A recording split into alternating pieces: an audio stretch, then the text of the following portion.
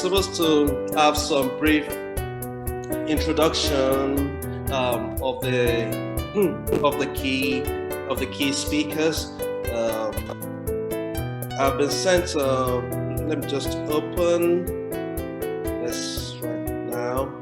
So I've been sent the brief biographies, to say. Introductions, presentation of our key speakers today.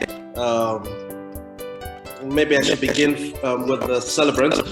Rachel Havrelock is a professor of English at the University of Illinois at Chicago, where she also directs the Freshwater Lab, an environmental humanities initiative focused on North American Great Lakes and environmental justice. The Freshwater Lab is an initiative to communicate Great Lakes water issues to the general public, create tools to visualize the current state and future scenarios of water sources, engage unaffiliated groups in water planning, and train a new generation of Great Lakes leaders. With a focus on the Great Lakes Basin, the Freshwater Lab reaches outward to build relationships with water stewards from other parts of the world. During decades of research in Israel, Havrelock studied techniques and policies around the recycling of water. With colleagues in engineering, urban planning, and earth and environmental science, Dr. Havrelock is laying the research groundwork for water recycling in Cook County and the state of Illinois. Whereas water recycling tends to be seen as a solution for drought conditions, Havrelock envisions water reuse as a solution to flooding at the same time that it can anchor a clean industrial revolution in the Midwest. Havrelock's 2020 book, The Joshua Generation, Israeli Occupation and the Bible, published by Princeton University Press, shows how Israel's founders adopted biblical stories of conquest as the parameters of the young country's framing narrative. Subsequent generations of Israeli leaders amplified this militarism as occupation became both a political regime and a cultural condition.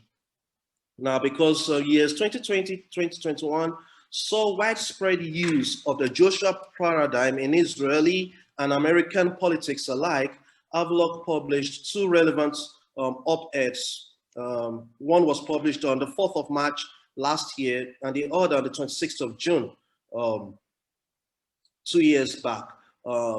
They were published in the magazine of the University of Chicago Chicago Divinity School, and the other one at Haaretz on June 24, 2020. So we welcome Dr. Havrelock. Pardon me if I got any pronunciation wrong, I'm sorry. Okay, we also have with us, please, Dr. Sama Alatout. Sorry about that. Okay, so Dr. Sama is an associate professor in the Department of Community and Environmental Sociology and the graduate program of sociology at the University of Wisconsin-Madison. His research is at the intersection of science and technology studies, environmental studies, and social theories of power and justice. His work focuses on ways water knowledge and infrastructure are deployed in governmental action. Especially important is where water is used to sustain or struggle against settler colonialism in both Palestine and the United States. His articles appeared in top-tier journals, including the Annals of the Association of American Geographers, Social Studies of Science, Political Geography, and Environment and Planning. So we welcome Dr. Sama, and we look forward to his contribution to. Dr. Philip, we also have with us Professor Stamatopoulos Robbins, maybe just simply Professor Sophia, so that I wouldn't murder your surname. Dr. Philip, please, can you kindly send me the horarium once more, the order of events, the program? Okay, thank you, Philip. Okay, so Professor Sophia is an anthropologist whose research centers around infrastructure, discard studies, science and environment, climate change, colonialism and post-coloniality, austerity, the sharing economy, property, housing, the Middle East and Europe. Her first book, Waste Siege, The Life of Infrastructure in Palestine, uh, a forthcoming publication from Stanford University Press, explores what happens when, as Palestinians are increasingly forced into proximity with their own wastes and with those of their occupiers, waste is transformed from matter out of place. Prevailing anthropological wisdom into matter with no place to go or its own ecology. A new book project investigates how Airbnb is transforming the relationship between subjectivity, real estate, and work in Greece as a way of understanding the world making of austerity governance. Her other publications include pieces in the American Ethnologist, International Journal of Middle East Studies, Comparative Studies of South Asia, Africa and the Middle East, Arab Studies Journal, Jerusalem Quarterly, Anthropology News, New Centennial Review, and the Refugee Studies Center Working Paper Series at the University of Oxford.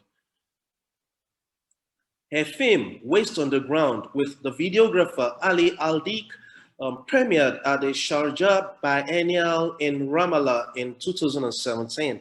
She has presented her work at invited sessions of the American Anthropological Association, Middle East Studies Association, American Ethnological Society, Association of American Geographers, Modern Greek Studies Association, and at several American universities, as well as a number of venues in Palestine.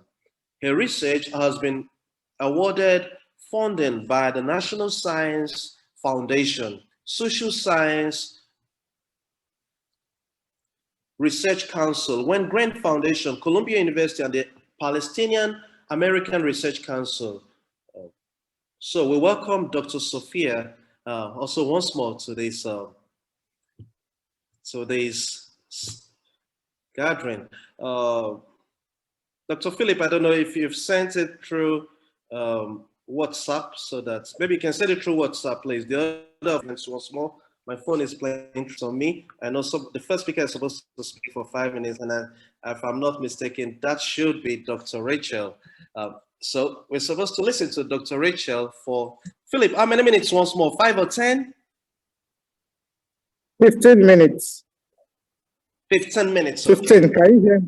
Yeah, Dr. yeah, Rachel, please. don't rob you of your time, please. So, Dr. Rachel, you have 15 minutes I'm sending for your presentation. So, Dr. Rachel, please, over to you. Thank you, Father Francis and Philip. Thank you for convening me here with my colleagues and friends.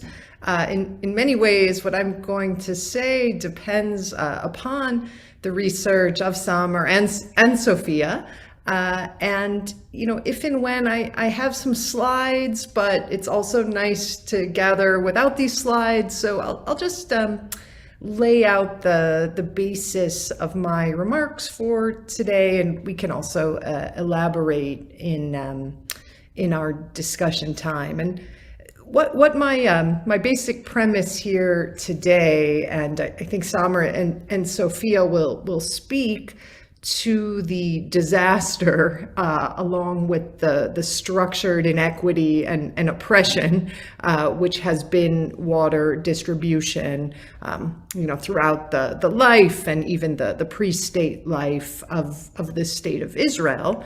What I wanted to speak to today is the way in which these promises, which really began to flourish in the 1990s and have accelerated in the 21st century, that somehow the market, right, that private equity, international investment is a way out of structured oppression.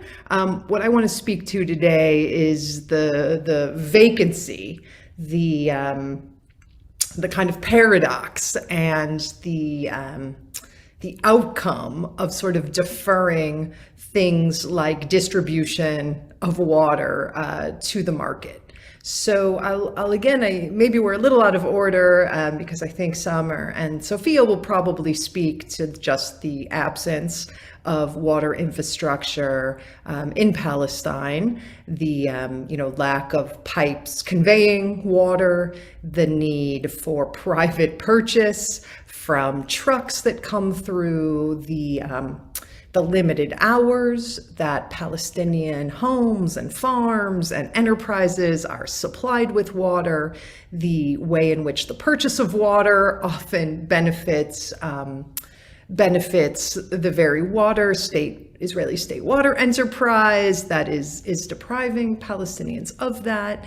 And also, the absence of waste conveyance technology or infrastructure. So, right, the drinking water is not getting in, the wastewater is not coming out. So there's just the groundwork, and I will leave it to my colleagues who will speak much better to this. I want to come to the promise of desalination, which promised to be a market solution to conditions of drought. I think, for most people here, it will be no surprise that the climate change projections for the Middle East and North Africa are among the most grave in the globe, and that some very important work by a scholar named Eyal Weitzman showed the correspondence between places experiencing drought conditions due to climate change and where missiles fall, right, where conflicts are exacerbated by international troops.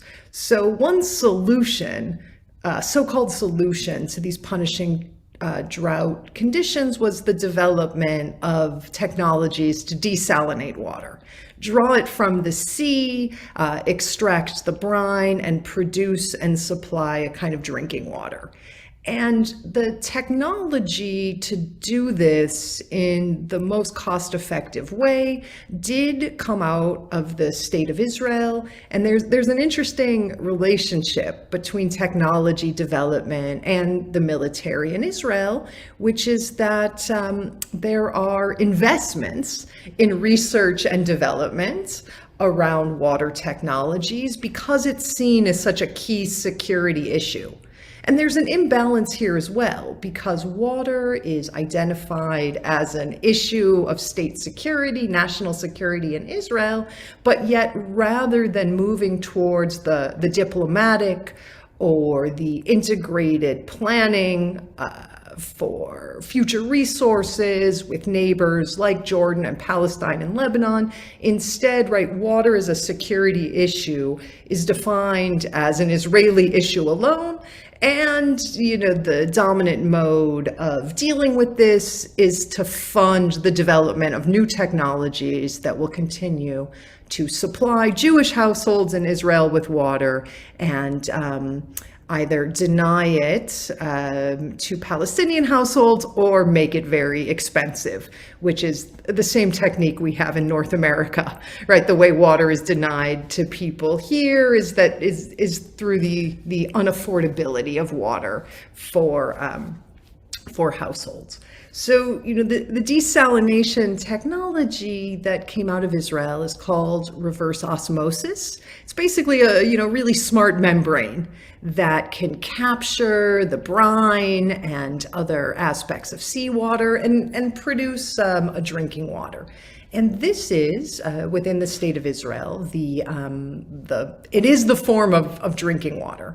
The coastline is peppered with desalination plants, and something else I can show slides if people are interested. A water conveyance technology developed in the 1950s and built in the 1960s is called Israel's national water carrier. And this national water carrier substantiates what I think about pipes in general. If you want to know, power distribution in a given geography, follow the pipes. Who is served by them? Where do the pipes not turn? Where are the pipes decaying? Where are they made of dangerous materials?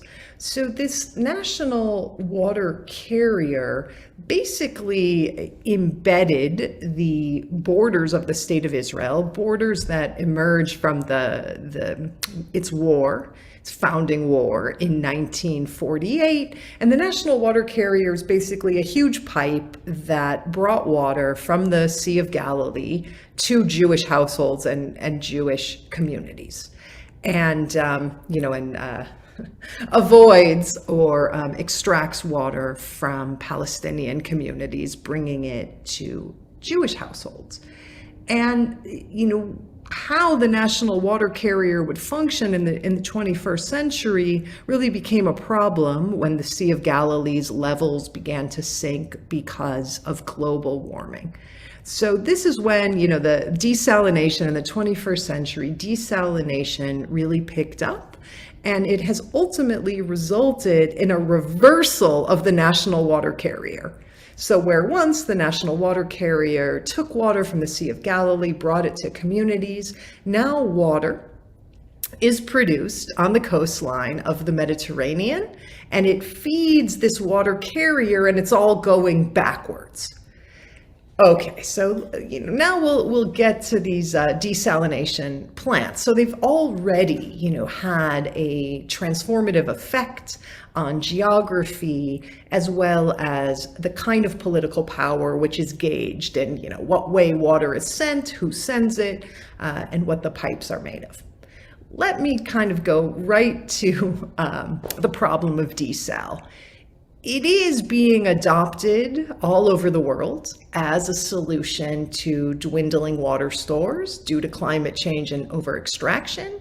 There are, for example, in San Diego, California, these Israeli technologies are being employed, as well as all through the Gulf states.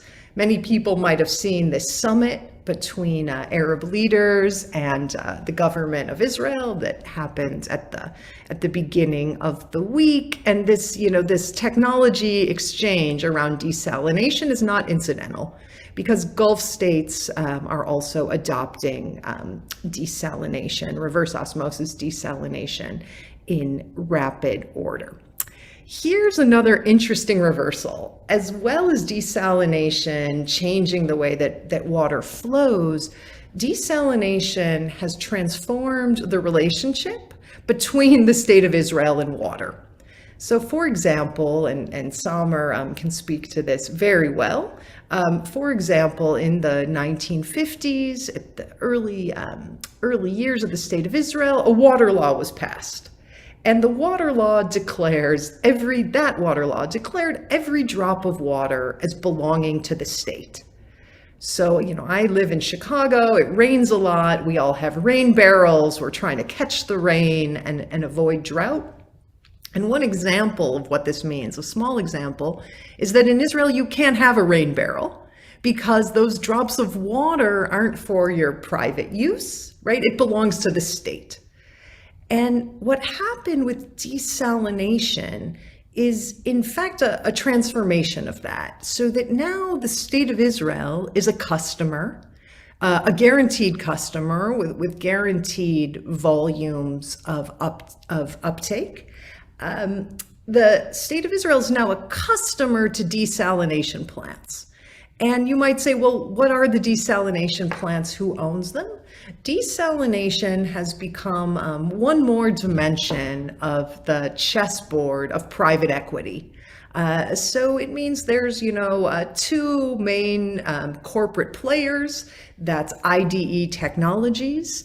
IDE Technologies, there's a lot of inner workings here of global finance, but IDE Technologies is basically owned by one oligarch who also owns a share of the natural gas fields in the Mediterranean. So it's a kind of a vertical integration where energy to run the plants is coming from natural gas.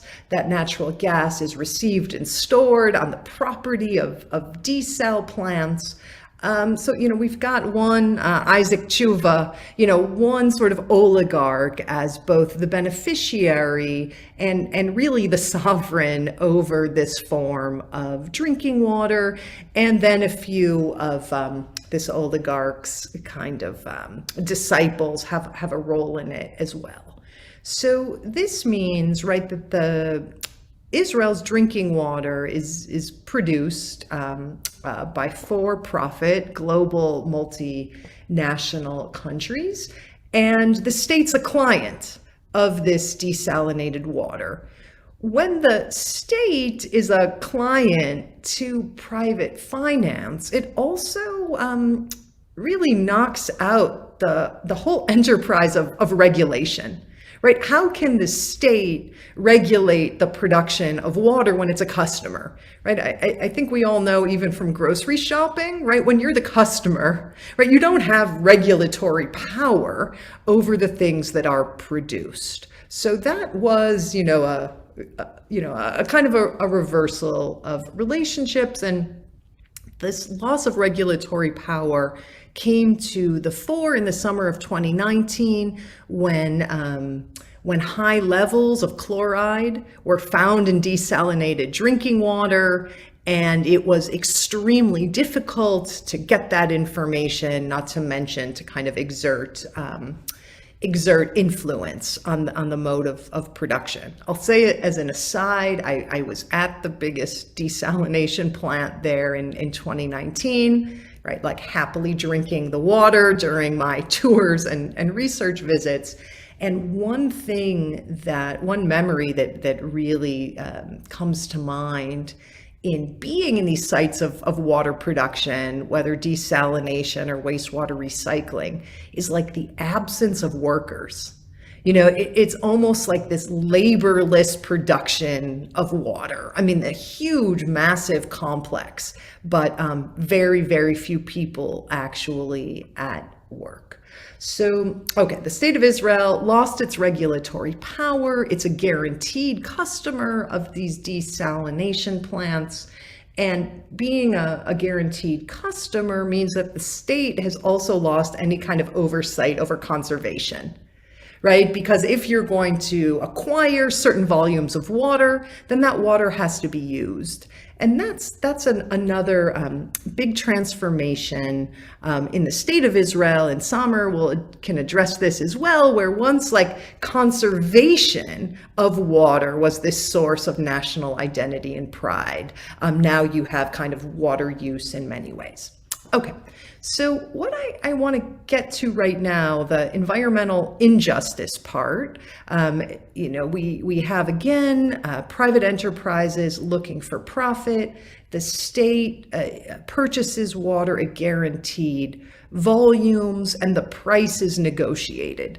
I have a lot of fears about what happens when the owners of the desalination plants decide to increase the cost of water, right? What happens to the state at that point? And I worry also about very large families becoming unable to purchase water. But here's the problem. Here's the main problem. And I'll tell it as a story, and then we can discuss it a little bit more. In probably the year 2016, a delegation from the Israeli Agriculture Ministry came to my university. They were going to universities across the US, and they said, we now have too much water. Right? We used to have not enough water. Now we're producing water. We have too much water. What do we do with it? We're going to offer, research grants to American universities to help us figure this out. And I brought up to them, once, they never spoke to me after that 15 kilometers away from the southernmost, the most southern Israeli desalination plant is the world's second worst water crisis, which is in the Gaza Strip. The aquifer, the coastal aquifer beneath the Gaza Strip collapsed in 2020, right? It was complete collapse of an aquifer. And we can talk about what what that means when the world loses an aquifer.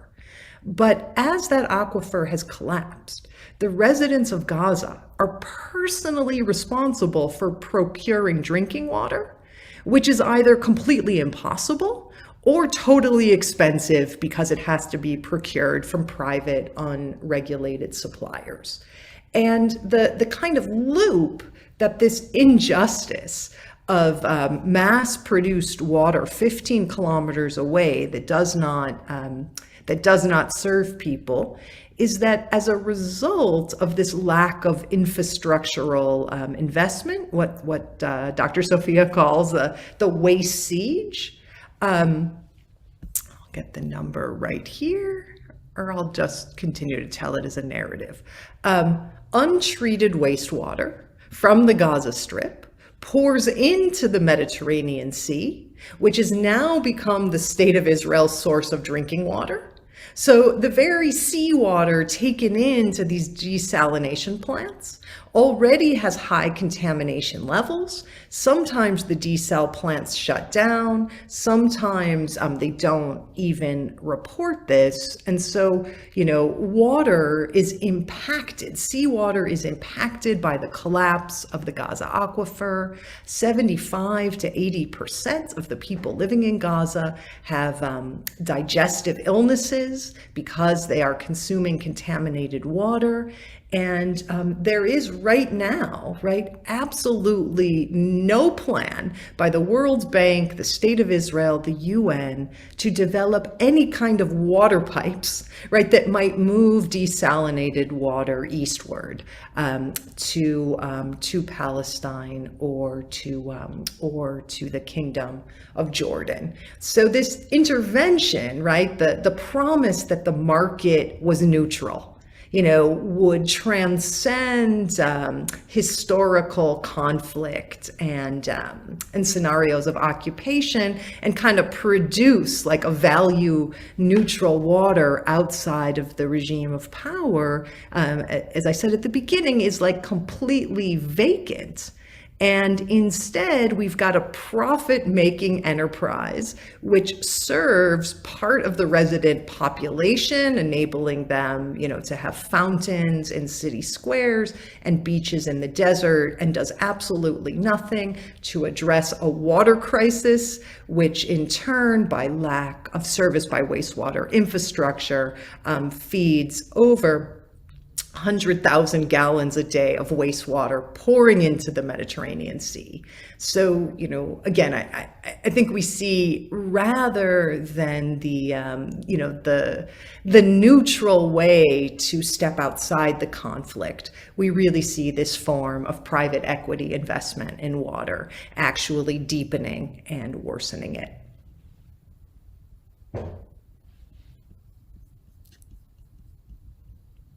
Oh, Father Francis. Yeah, just unmuted. Thank you so much, Dr. Rachel. That was so awesome. You really took us on an academic journey through water distribution, desalination program, the environmental injustice, and of course, ending with the real and actual crisis, whereby probably there's much water made available for the tourist centers, but then the people living in Gaza Strip and Palestine are actually undergoing serious water crisis due to the policies of the state. Thank you so much. Of course, during the discussion time, we'll be able to still air out and expatiate further on these various issues that you've raised in your submission. Right now, we'll give the floor to Dr. Professor Sama. Professor Sama is still going to talk to us about environmental injustice. So, Professor Sama, over to you. Thank you. Yeah, thank you. Thank you, Father Francis, and thank you, Philip, and thank you, everybody. I'd love to hear more from you and about you. and please consider this an invitation to talk to me and, you know, correspond or whatever if you find anything that is of relevance to your work and stuff like that. I'd love to hear from you. Can you make me a co-host so that I can share a presentation? Philip, please, can you make Yes, I'm on it. I'm so sorry. I thought I did earlier, but I've been on and off. Yeah. Okay, it's done now.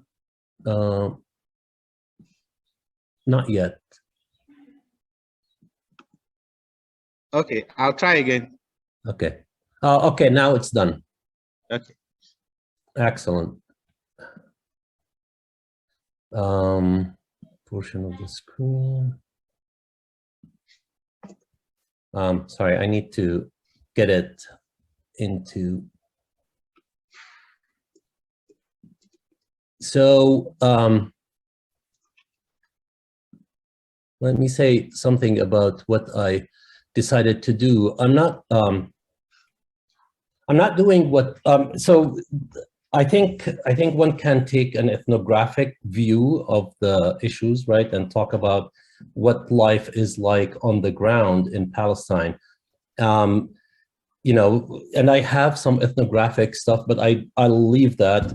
Maybe I don't know what Sophia is planning to do, but she's an ethnographer anyway. She's an anthropologist, and she will be able to do better, more justice to an ethnographic kind of view. So I will take a kind of maybe a 50-mile high kind of view of the situation and tell you a few things.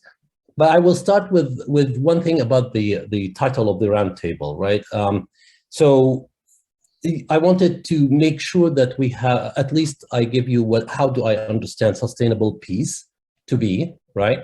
So in my case, I consider peace not the lack of military conflict, right?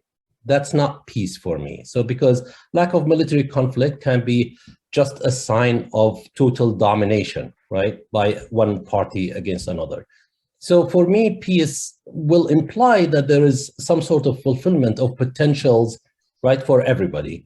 Not only, and this is really important and probably follows on Rachel's kind of talking about neoliberal kind of marketization of the conflict, that potential shouldn't be only limited to individuals, but also to collectivities.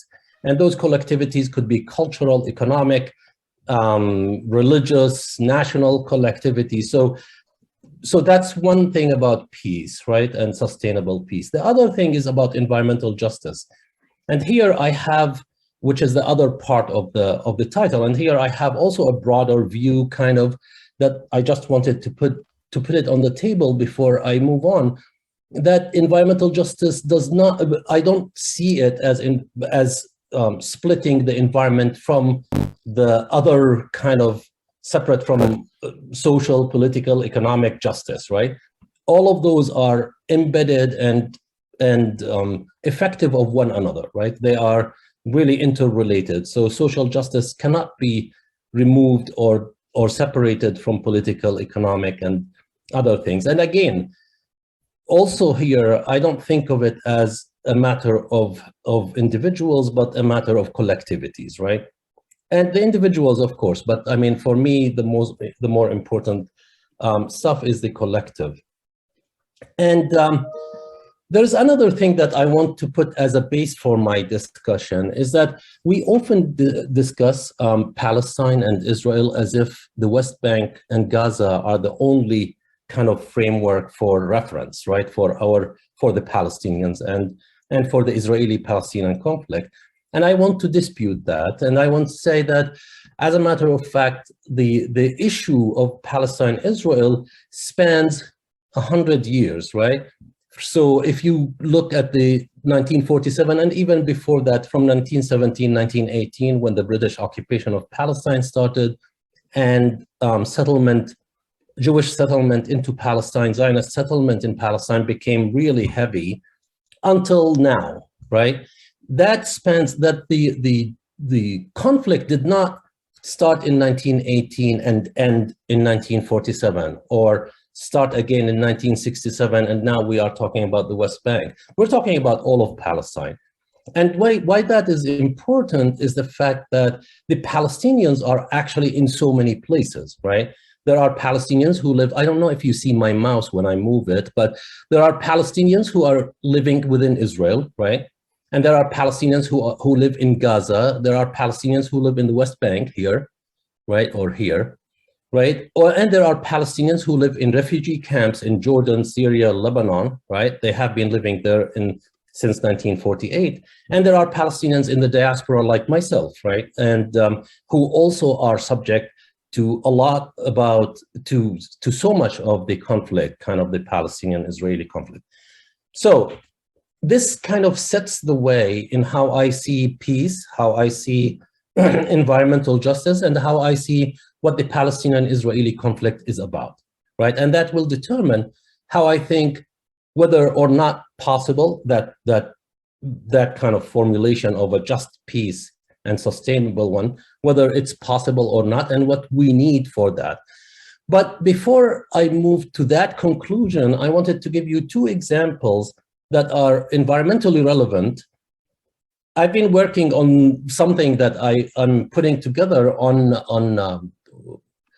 occupation and land and water, right? Land and water are often, and I'm going to focus on the West Bank. So I'm not going to focus on Gaza or on Palestine as a whole or on the Palestinian diaspora, but I will give them as examples only, but they shouldn't be understood as kind of occupying the whole space of the conflict or the Palestinian condition.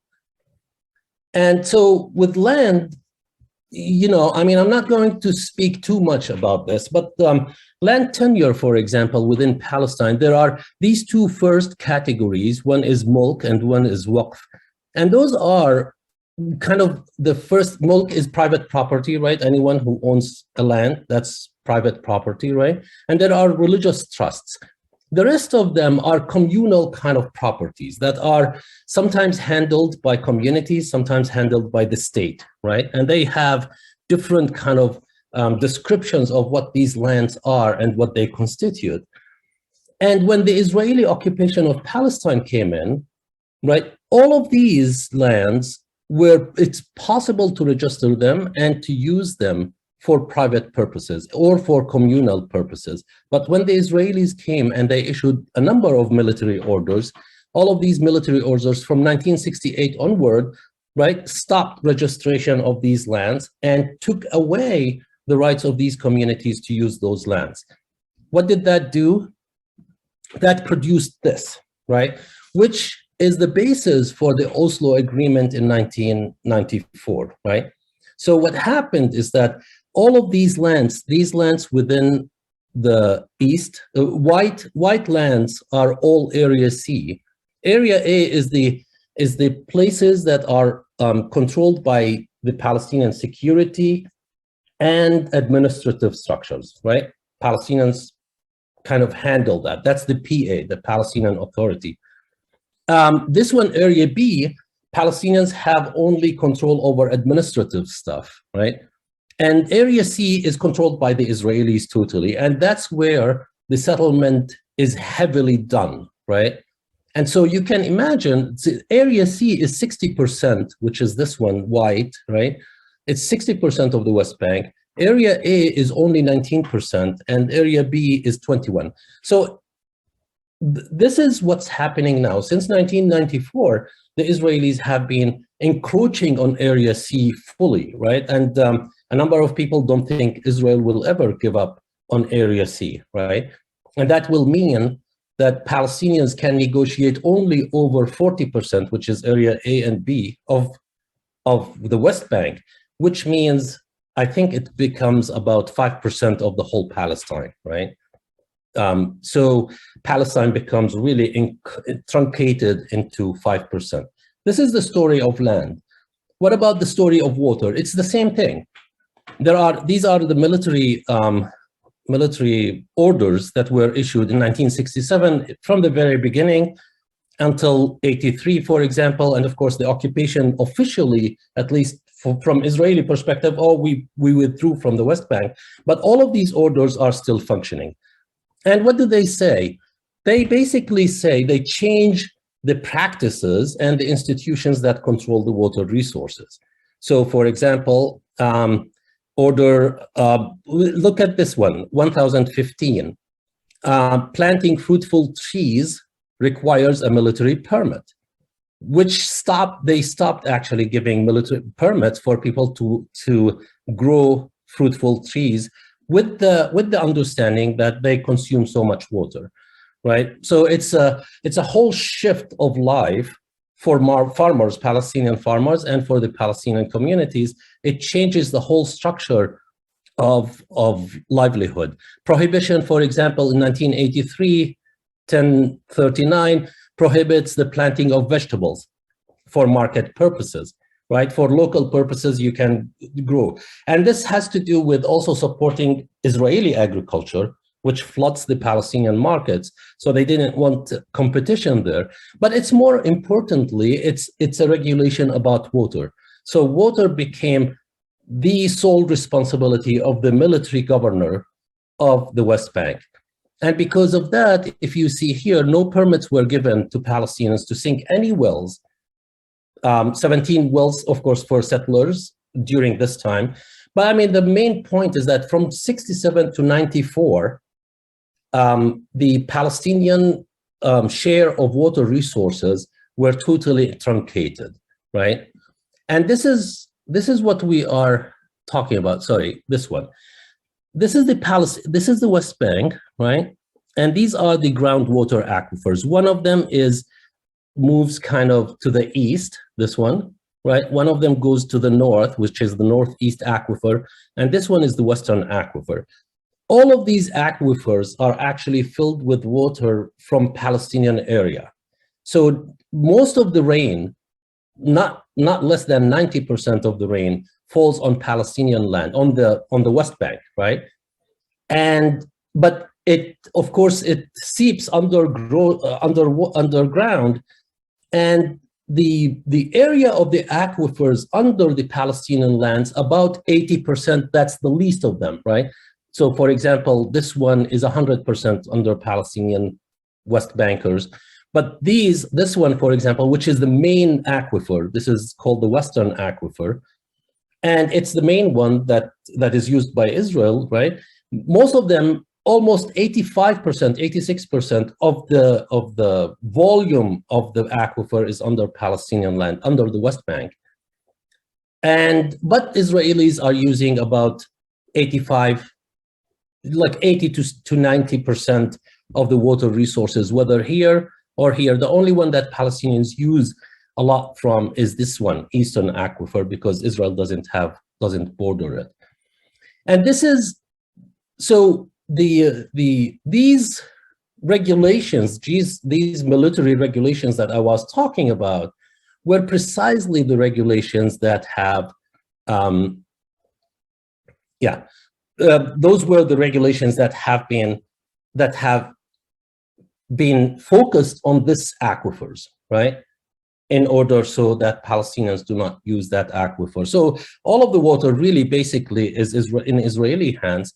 And since the Oslo Agreement, there were a few kind of benefits, like the Palestinians got some, really minuscule. So like 22 million cubic meters, which is really nothing since the Oslo Agreement. So this is what actually brings us to this one. This is what people talk about when they talk about Palestine, when they forget the 100 years and focus on 1967, and they say, okay, how much of Palestine is there? What are you negotiating, right? The only thing that you negotiate on is the West Bank. The West Bank is 22% of Palestine, but even less than that, which is area B, A, B, and C, which is a minuscule amount. What continued and completed the kind of framing of it is that the wall. This is the kind of apartheid wall, really, right? which kind of surrounds Palestine, the West Bank. And you can see that in some areas, it goes deep into the West Bank, right? In the north here, in the middle, right? And I think from that moment, I wrote about it at some point. And what you feel since then is the wall with all of the accompanying things, like, for example, checkpoints and prevention of movement. You can immediately notice that the Israelis are trying to divide Palestine, the West Bank, into three. That's what people call the cantonization of Palestine, right?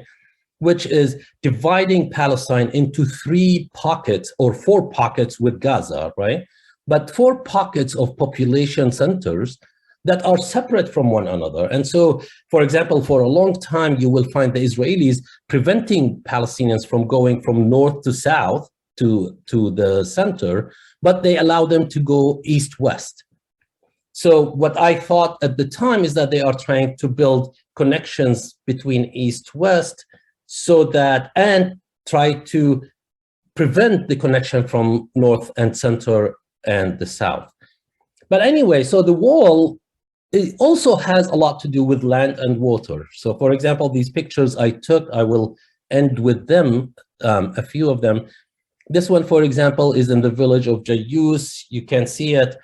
This wall, of course, took over so much of the land of the village itself and put it on the side, on the Israeli side, so farmers cannot actually access it. And there are several wells here that were taken away, basically, from the farmers.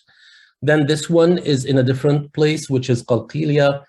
The wall, of course, is huge. This is in Jerusalem, and people, in order to walk, like, for example, this woman I met at the time was trying to cross the road because her mother lives on the other corner of the road. Basically, they live within the same space, and she had to walk actually 6 kilometers for her to be able to meet with her. This one, another portion, this one shows you that the Israeli military really knew what kind of, that the walls don't really disrupt movement, and all the argument about, you know, preventing certain things and for security issues is really unfounded. So the wall totally prevents people from, but people do not prevent people from going back and forth. But of course, it constitutes a huge harassment of the people there. In any case, so, and this is another one, but I wanted to end with a couple of things. That in a nutshell, what we need is a recognition that the Palestinian question is indivisible. You cannot divide it, right? You cannot divide people who should have the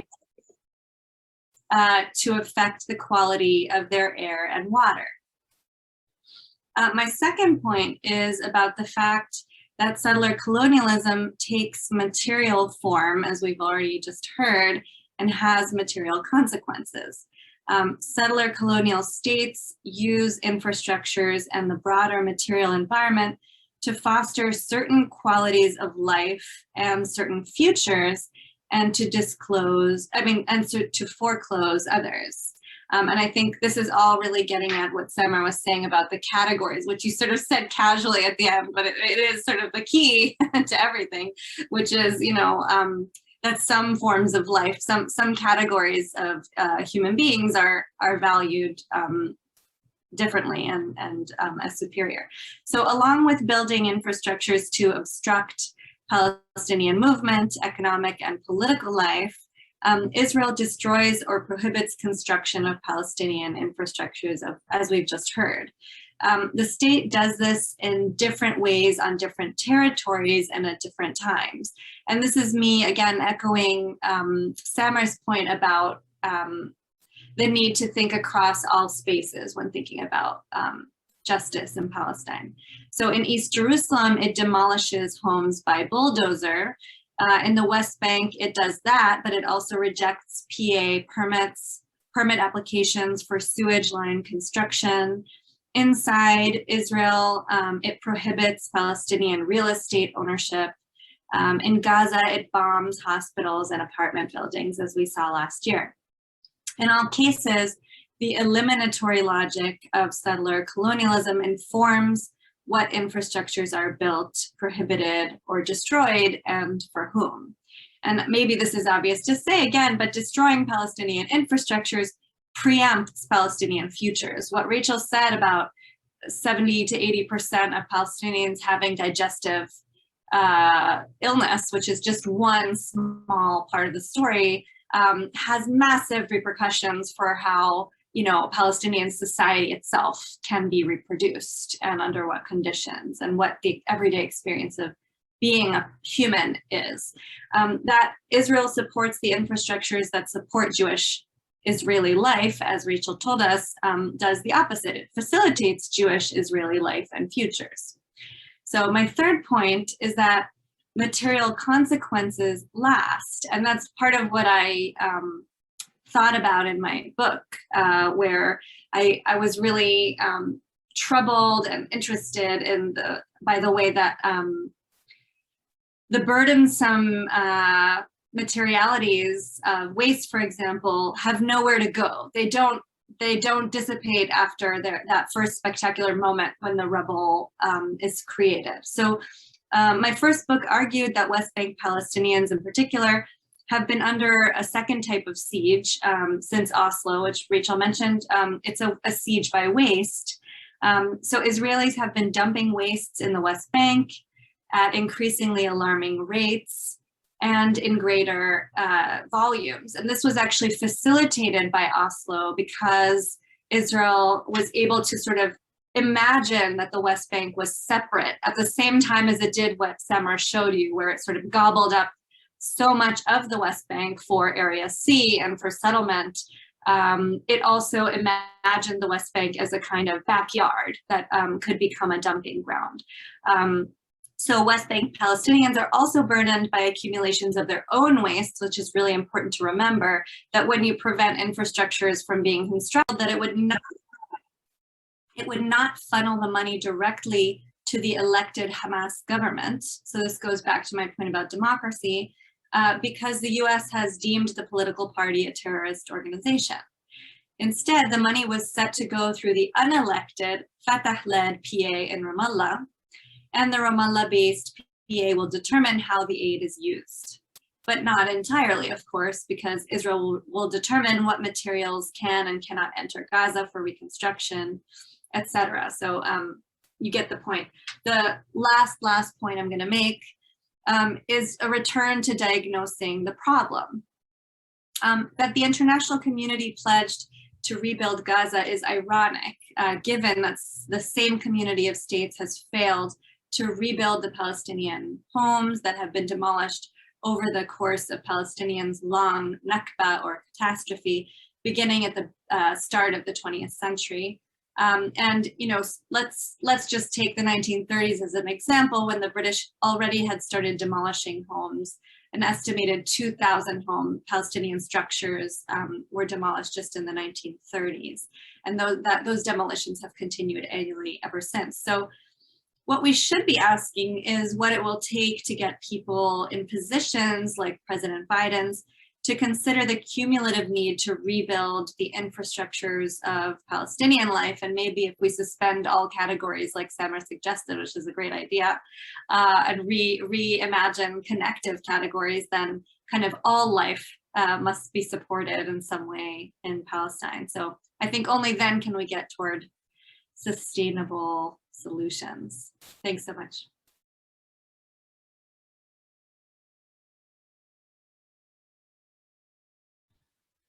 Thank you, Professor Sophia, for that beautiful presentation. You really focused on the waste siege. And of course, you also spoke about the sewage collapse and the film, and the little film you showed about what Palestine was doing about the recycling, and how the rubbles were being converted into cement and used to provide homes and grease and all that. Thank you so much. I think this presentation gives a clear picture of what the publication and the waste siege,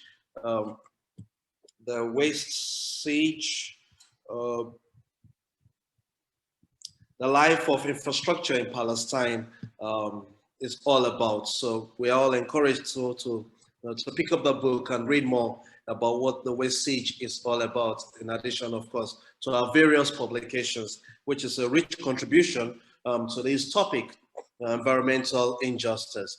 So I think we just move on to the next point, which is discussion among the panelists and the moderator. Although I'm not in any way an expert, so I'll be more of a listener than a speaker here. So the floor is open. I think we have the next 10 minutes thereabouts for discussion among the panelists, sharing of ideas, questions among the panelists before we go to the general audience.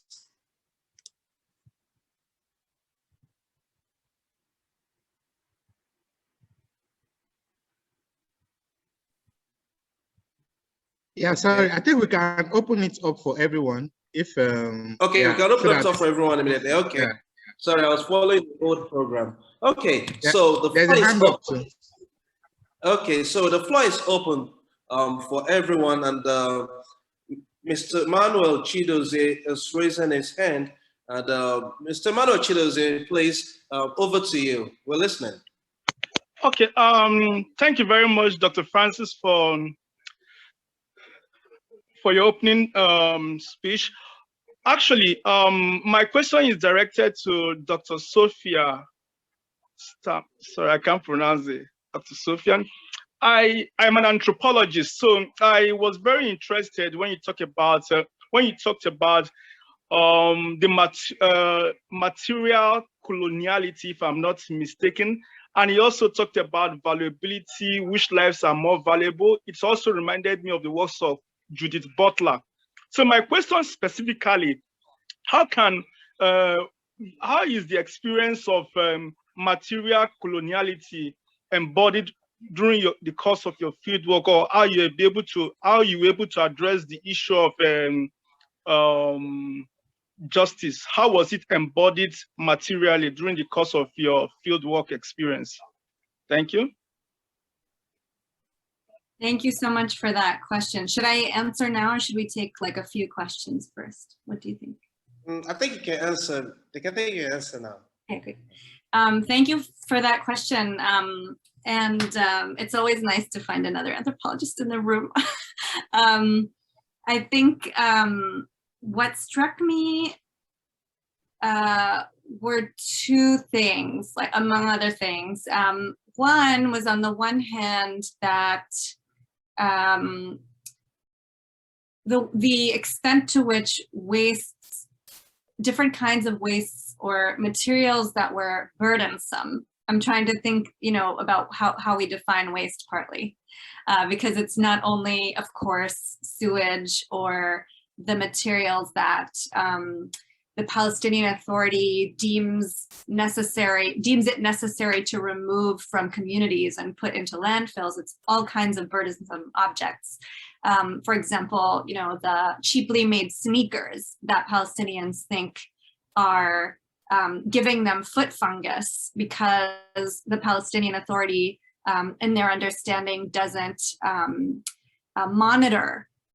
doesn't regulate imports for various reasons. And so there's that feeling of betrayal, for example, a person might feel when putting on their sneakers, which isn't captured in the idea of waste that is managed at the level of central government or the municipality. So I think one thing that struck me was that burdensome materials were so much more prevalent than I had thought initially when going into this project, in the way that I just described with something like sneakers. Or I have a chapter that has led me to this film I'm making also now, which is about bread, and the way that, because bread is sacred for most people that I encountered in the West Bank, having an excess of it that you can't consume puts you in an ethical dilemma where you shouldn't discard it, but you also can't use it. So you end up kind of ethically burdened by your material surroundings. And that kind of has huge ramifications in a very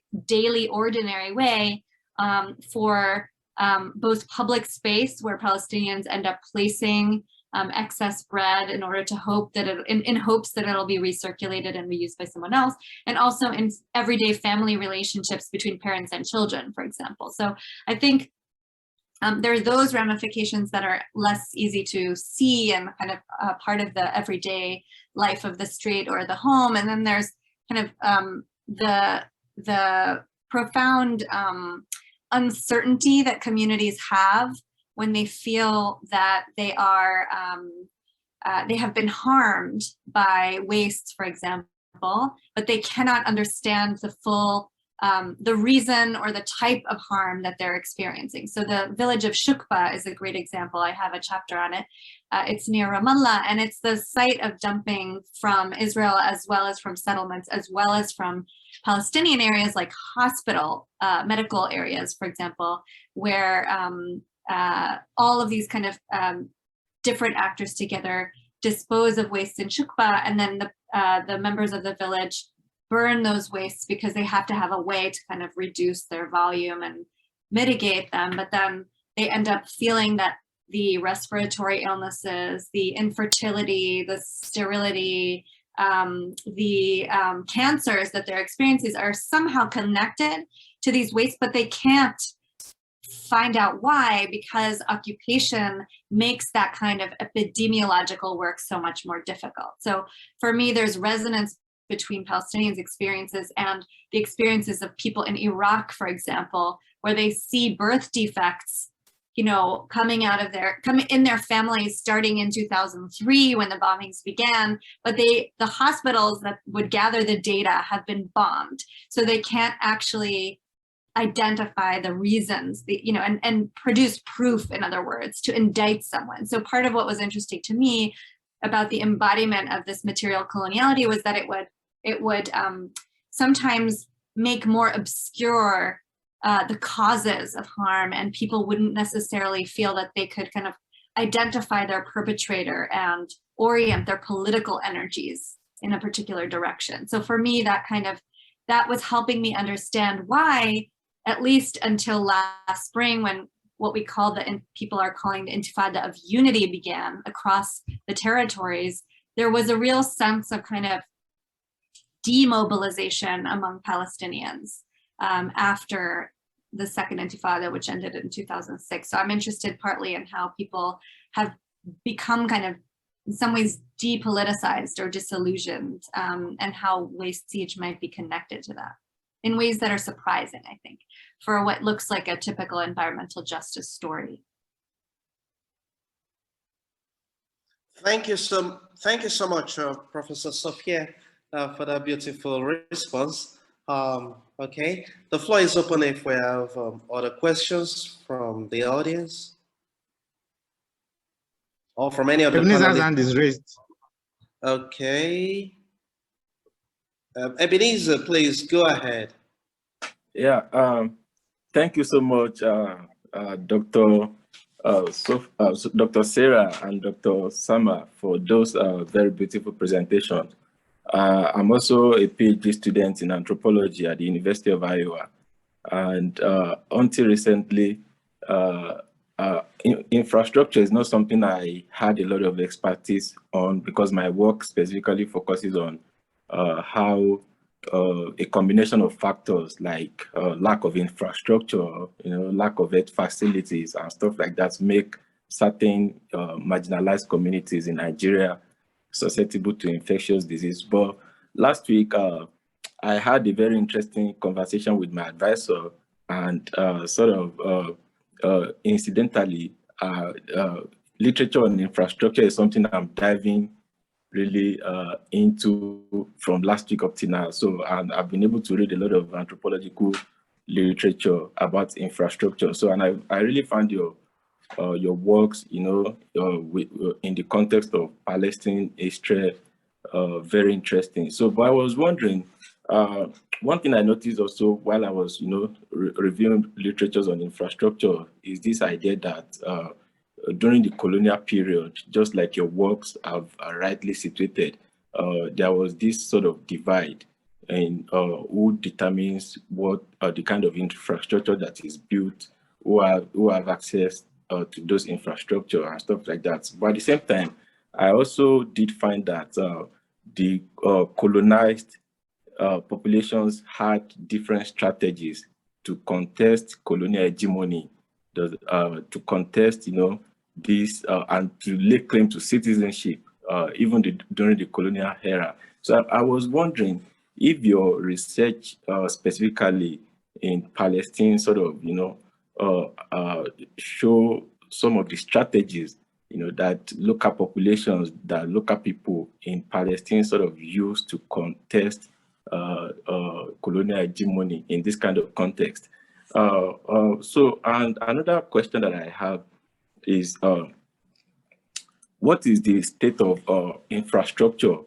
What is the state of literature on infrastructure in post-colonial societies, given the present neoliberal era where everything is privatized? We need to privatize infrastructure, we need to privatize healthcare, education, and stuff like that. So while your work focuses a lot on colonial relationship in Israel and Palestine, does your work at any point speak to the broader dynamics of the neoliberal era, where the ability of states, of state institutions to sort of provide infrastructure for their citizens is getting diminished?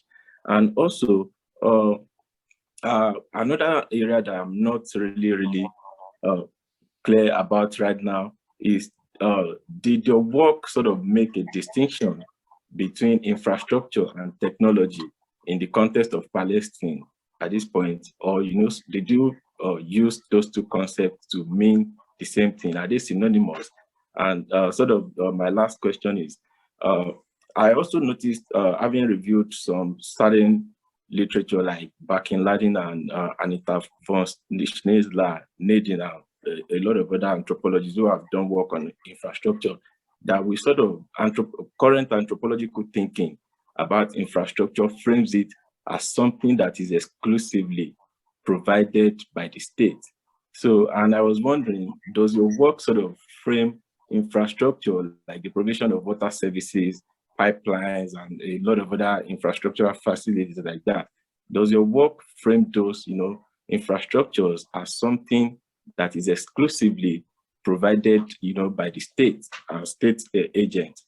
Or if not, how does your work speak, like I said before, to the broader dynamics of the present neoliberal era, where the capacity of state institutions are becoming increasingly diminished? States are not, especially in the Nigerian context, this sort of responsibility to provide infrastructure is increasingly falling into the hands of the citizens. We now see a situation in Nigeria whereby many people, sort of provide their own water infrastructure themselves. They provide the electricity infrastructure themselves, and a lot of. So, how does your work sort of speak to this broader debate? Thank you so much. Professor Sophia, sorry, Ebenezer, I think your contribution was directed to Professor Sophia, right? Yes, and I think it was Dr. Stefani. Okay, sorry. Let me just add something quickly before you go, just based on that. I just want, because of time. So I'm looking at, I think it was Dr. Sophia that spoke about how foreign aid for the US is diverted into military interventions, other than infrastructural development. And I'm looking at the context of indigenized philanthropy, for instance. If these aids were to come from the inside, is there a possibility that these plants could be maintained? When Dr. Richard was talking about how to no cues of disenfranchisement, and you look at the nature or the state of material infrastructure. So you look at the rust pipes and you see how there's a bit of absence, especially in peri-urban communities, and these people are like, at the disadvantage. So if there are to be people who have stakes within these communities, who have a sort of primordial attachment, perhaps not primordial, but even in terms of habitude, that they have something, that gives them stake within this environment. Like the war in Ukraine, for instance, you've seen that it's Ukrainians that are like taking it up for themselves to defend, or at least that's what we hear from the press, to say that, okay, these people have a bit of devotion to ensure that this sort of infrastructures are provided in the first instance, then they are properly maintained over time, because I think the maintenance of this infrastructure is much more important than even making them available in the first instance to avoid diseases and all these other environmental consequences. Yeah, sorry for speaking without permission. It's okay. Dr. Philip, you're the host. You don't need permission. Okay. I think any of the panelists is free to respond to the issues raised. First by Ebenezer and then by Philip. I'd like to respond, even though it's Sophia's, and I think Sophia will probably speak way more eloquently than I would. But I thought the questions are amazing, by the way. They are really good, all of them. And so, for example, about the resistance and what do Palestinians do, and I will mix that with also the question about neoliberal kind of construction of a citizen, right? And how that goes also with a specific type of infrastructure. So I work on, these days I'm working on writing, I did some research about how the Palestinian water policy shifted in 2014, around that time, shifted from a concern with the poor, right? Water policy I'm talking about. From a concern with the poor to a concern that we need people to, which they call in water policy, they call it in neoliberal reform, right? Meeting policy design that is interested in neoliberal reform precisely because of international connections and international aid. So it links really multiple locations together, multiple spaces and places. So from the small house in Hebron, it's connected to the Department of Water or the council, for example, the Water Council in Palestine, to the Israelis who are dictating certain reforms on water policy, to the World Bank that is demanding certain reforms, and to the US that is demanding certain reforms. But all of those are mediated through a material structure, right, infrastructure that is actually reimagining the Palestinian space, the Palestinian possibilities, and who the Palestinian is as a citizen or as a person, right? Because now, from now on, you are a customer to the water kind of delivery system. You're not just someone who deserves to have water, right? And so that becomes a huge issue with, especially with infrastructure. And then just moving to infrastructure versus technology, I think when you talk about these meters, if you talk about them as an artifact, a lot of times people miss the point about how they are restructuring a whole set of relations, economic, social, political, right, between the people, the end users of the water resources and everybody else across the whole network, right, from the managers of the water department in Hebron to the national policy place and stuff. So yeah, I don't think it's only exclusively by the state. I mean, I think that's a really good question. But I think the state has a huge power to determine things, right? So Palestinians, for example, always dealt with water shortages and always tried to recover, right? They tried to do as much as possible to live within the circumstances of water shortages. And the fact that the occupation, especially before '94, that occupation is not allowing them to use, like, for example, water will be cut for 3 weeks or 4 weeks.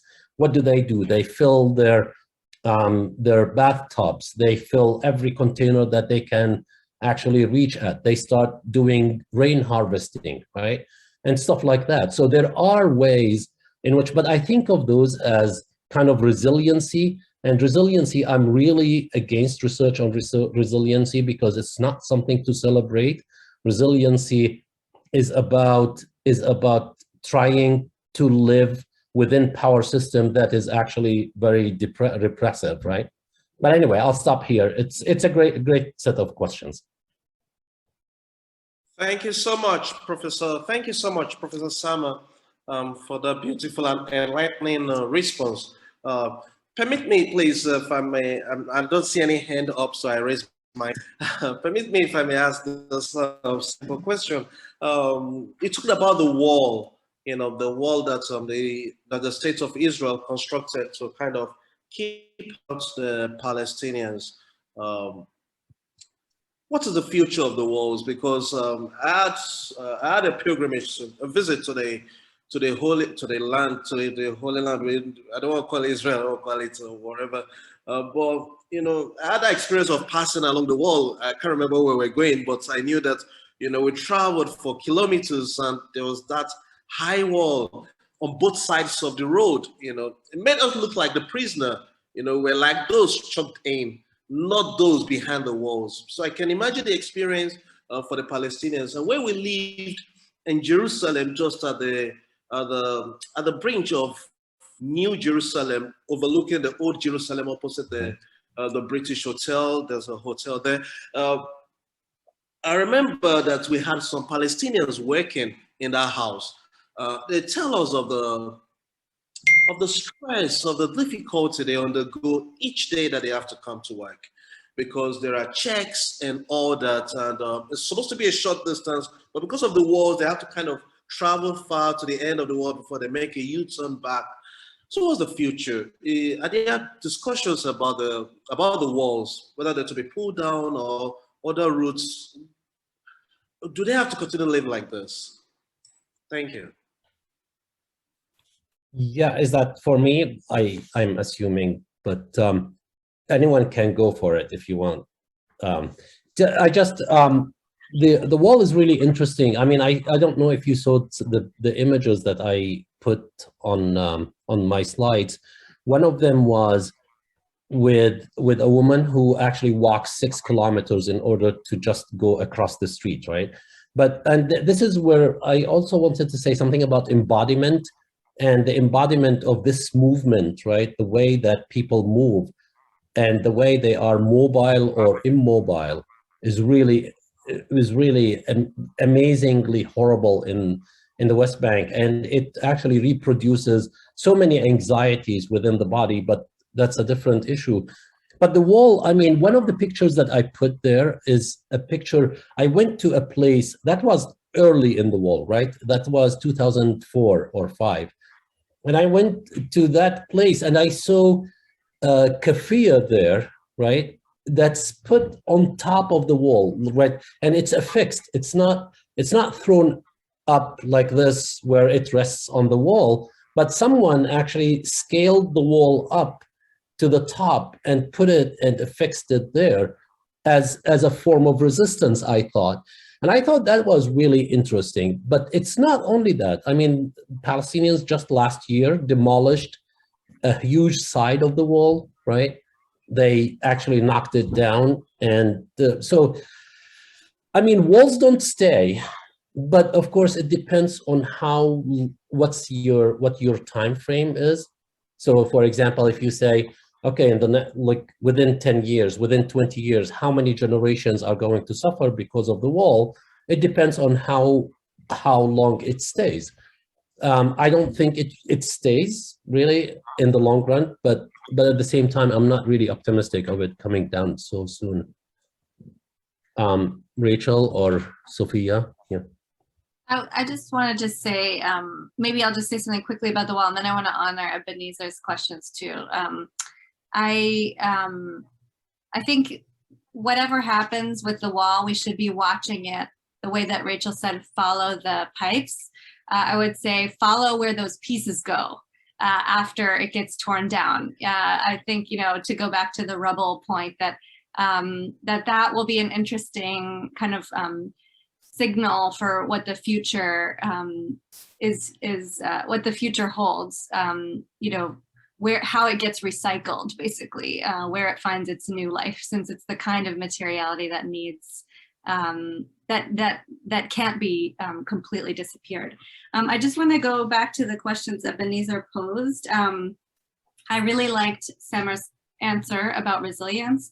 I will say that I noticed that, Ebenezer, you said contesting, strategies of contestation rather than resistance. And I think that that's interesting in that it doesn't necessarily imagine that the practices are given this kind of symbolism of political resistance by the people who use them, but rather they might be kind of efforts, like Samar said, to make life more livable. I think that what I found was, what I wrote about in my book was that, yes, there were tons of what I called improvisations actually coming out of the Africa literature. There's a lot on kind of post-coloniality and improvisation that has inspired a lot of other people to think about the everyday in a certain way. I think there are lots of improvisations to make life more livable or to change the material conditions that we're besieging, but those, I argued, kind of always end up reordering the burdensome experience, but just in another formation, so that you're not actually able to escape the way that the kind of materiality and settler colonialism are ordered right now. And that should tell us something, right? To not sort of like rest with the idea of resistance as the path forward, honestly. Like we're gonna have to change the structure, including from without.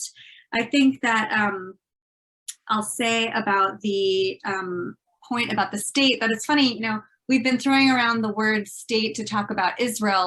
Like I like to say, of course, Israel controls the whole territory, right? And that's part of what Samar was showing you.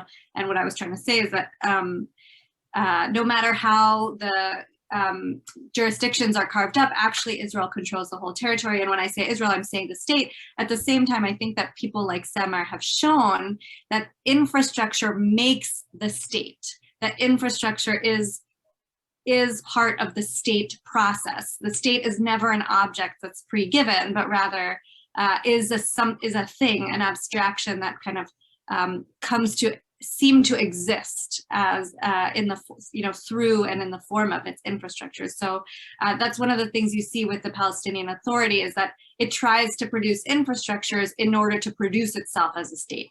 So I don't think we can ask, like, does the state control or does the state not control infrastructure, but rather also how is infrastructure? This is a totally Tim Mitchell move. That's where that's the person we're all kind of invoking. I think the question is, how does infrastructure play a role in making stateness? And I think what you said, Samar, about cost recovery made me want to use that to answer the question about, maybe it was Philip's question, about indigenous forms of development, let's say. Or aid. And I thought, you know, that's a great example, right? It's the Palestinian Authority has technically been at the helm of that decision to install prepaid meters for electricity and now for water also. And I think that tells us that you can't just hope for justice to come from, you know, from the people who have the identity of Palestinian or who are living on the land. I think we can't get kind of lazy and allow that to be our guide to justice, but rather we have to decide what justice means. To go back to Samar's early point about environmental justice, it is, let's say, the fulfillment of potentials for everyone. I don't think that prepaid meters are the fulfillment of potentials for everyone. So, you know, maybe that should be our standard. And so who knows who's going to bring that? You know, it could be someone from Nigeria who becomes a leader and helps come up with tactics. I don't think that we should be too purist on the one hand, you know, especially if the long-term goal, and this is a really weird and uncomfortable thing for me to say, I'm not Palestinian. So on the one hand, I think, you know, democracy, you know, there being some kind of fundamental basis for decision-making that is based in equality is the first point. And the PA is unelected in the West Bank. So the government that runs the PA. So I think, you know, we can't just say indigenous and leave it at that. That's sort of what I want to say. Thank you so much, Sophia, for that beautiful contribution. I don't know if Professor Rachel has something to add. There were so many great comments. It's such a fruitful discussion. I guess we're set on these water meters, and my own focus is stuck there for a moment, because this is where discourse really matters, because something like procuring something that resembles an affordable water bill, it falls to kind of local bureaucrats. And the discourse that they're getting is that people pay more in unmetered situations.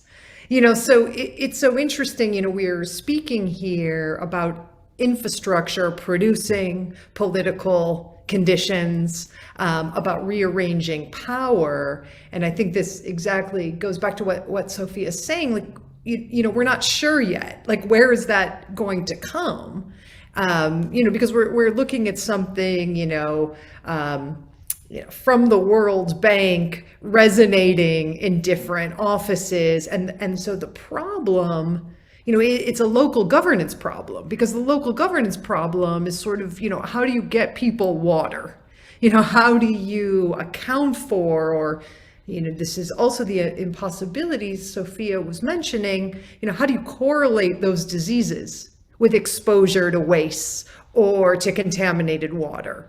How do you get the taps running? So much of these, questions about justice and distribution, they do devolve, to these local governance issues. And governance at the outset has truncated power, because it's not government, right? It's this improvisational thing, which is very hard when it comes to something like water treatment. Because of course, we see, as people in Gaza navigate a collapsed aquifer, it involves sometimes digging local small wells, but you're taking a risk. You don't know, you have no way to really know, or purchasing water, which you also, have no way to know.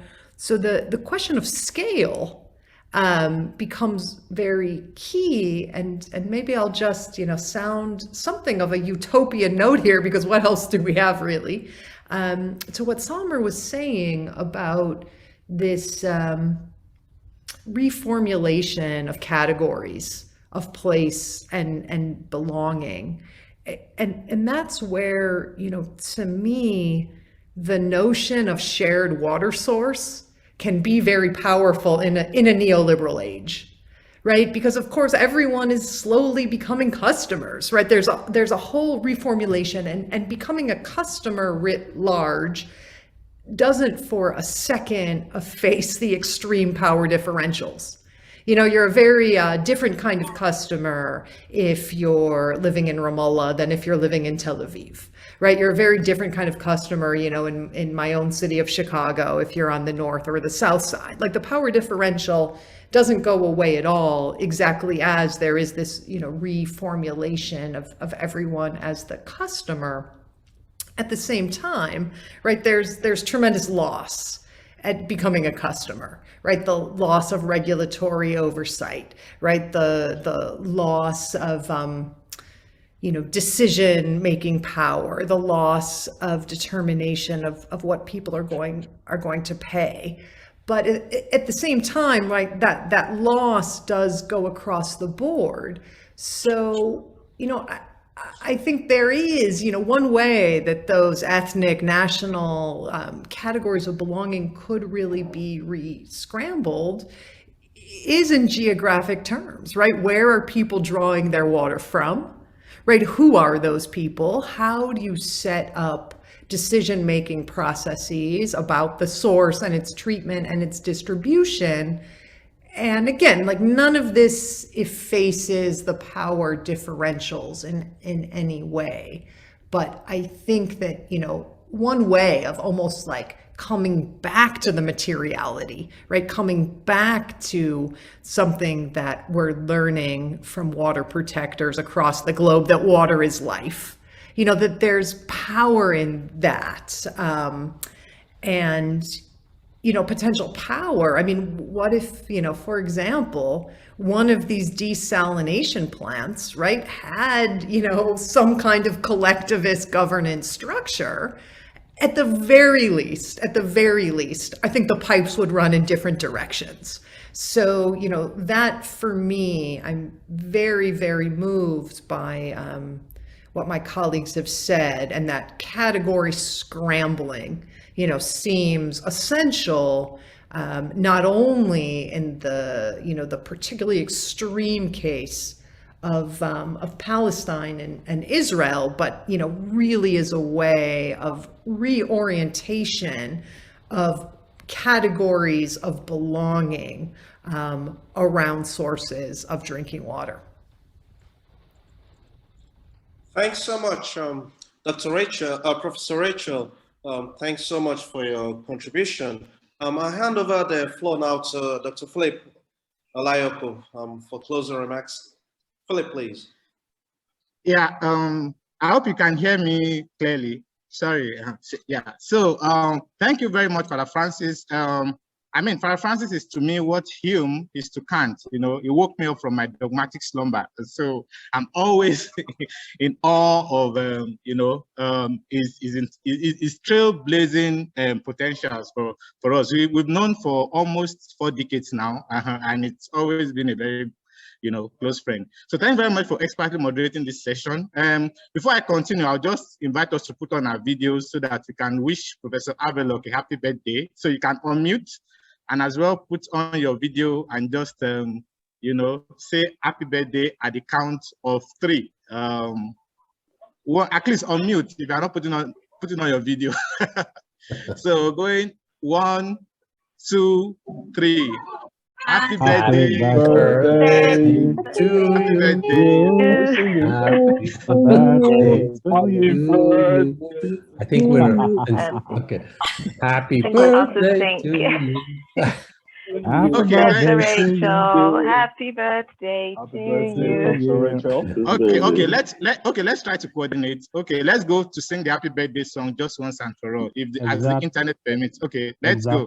Happy birthday to you. Happy birthday to you.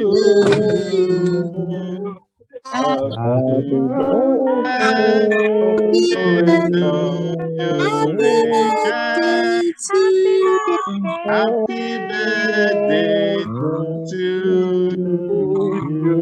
Yeah. Okay. So yes, to wish Professor Havrelock a happy birthday and many more decades on Earth. Well, here's to the next 50.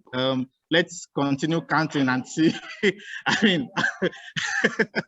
How far we go. But we wish you, long life, prosperity, and every of your heart desires, based on what you desire.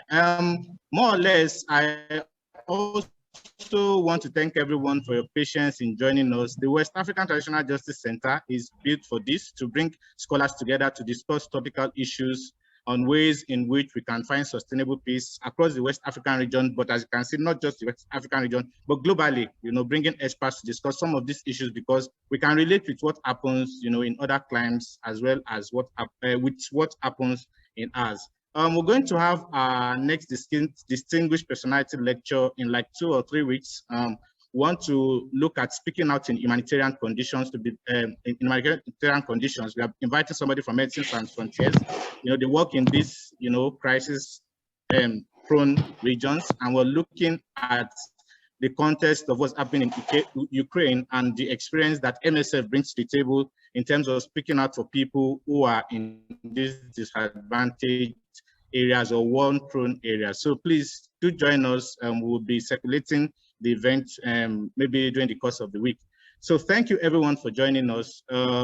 Sorry that the internet was turning us off and on. I hope that we're able to record as much as we can. We're going to share the video of the event with us, and I wish everyone wonderful sessions for the rest of the day and successes in all that you do. Thank you very much.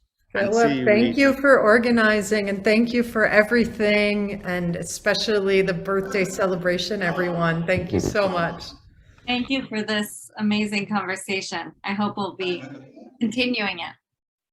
Thank you, everybody. Yeah.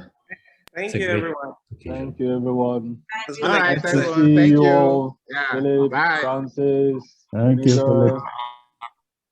Thank you, Senior Oju. Good to see you. I was caught in between work. I even lost track of time, but I joined in. Thank you.